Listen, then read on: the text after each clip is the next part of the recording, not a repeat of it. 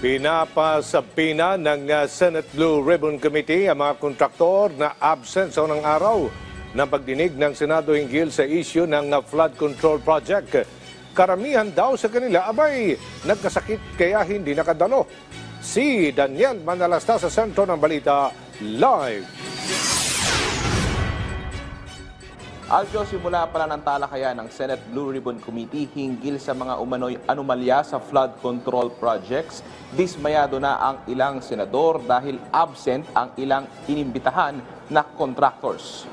Sa 15 na inimbitahan na contractor, 11 ang sumagot habang 7 lamang ang dumalo na may representative sa pagdinig ng Senate Blue Ribbon Committee.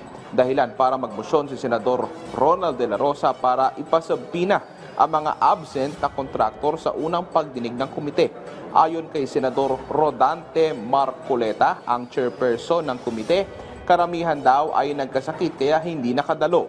Karamihan sa kanila, Senator Jinggoy, nagkasakit lahat.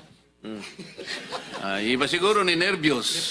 Siguro pag when we invite them, not invite, subpoena them next hearing, they have to come up with a reasonable answer. Hindi ho yung may sakit, may nauna. Para hong ginagago itong committee natin na may sakit, nagbakasyon na, may mga prior schedule. Ano mas importante? Prior schedule, Mr. Chair? Or itong investigasyon ito because 544 billion na pinag-uusapan natin. Halos pare-pareho ang sentimiento ng mga senador na kawawa ang taong bayan ng mga nalulubog sa baha dahil umano sa mga palpak na flood control projects. May babalarin ang ilang senador kung hindi magiging epektibo ang mga flood control. Nakita ko this 2026 budget, meron na naman 274 billion pesos for flood control. Hindi ho kami magdadalawang isip, i-zero ho to at ilagay na lang ho sa mga eskwelahan kung ang itong flood control ay magiging ampaw lang na flood control at hindi ho magiging epektibo.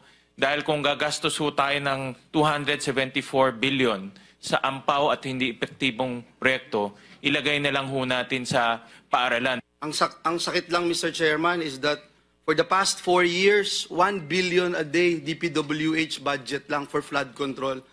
And hindi ko alam, Mr. Chairman, kung paano natin kayang harapin yung taong bayan na gigising sa umaga, lulusong sa baha, magtitimpla ng kape. Sa ating hearing at pagkatapos po nito sa budget ay mabawasan ang mga ghost project o mabawasan yung mga flood control na hindi naman kailangan, ako po sumasang-ayon sa Chairman of Finance na ilagay na lang ito doon po sa ating classrooms na alam nating may makikinabang kaagad. Pare-pareho ang issue, pare-pareho ang sagot. Yun lang po, Mr. Chair. Pag pinaghati-hatian, patsipo-tsipo talaga. Aljo, sa ngayon, tuloy-tuloy ang talakayan ng mga senador hinggil nga sa mga umano'y palpak na flood control projects at inaasahang pagpapaliwanag din ang mga ahensya ng pamahalaan kung ano na ang kanilang nagiging tugon sa problema. Aljo. Maraming salamat, Daniel Manalastas.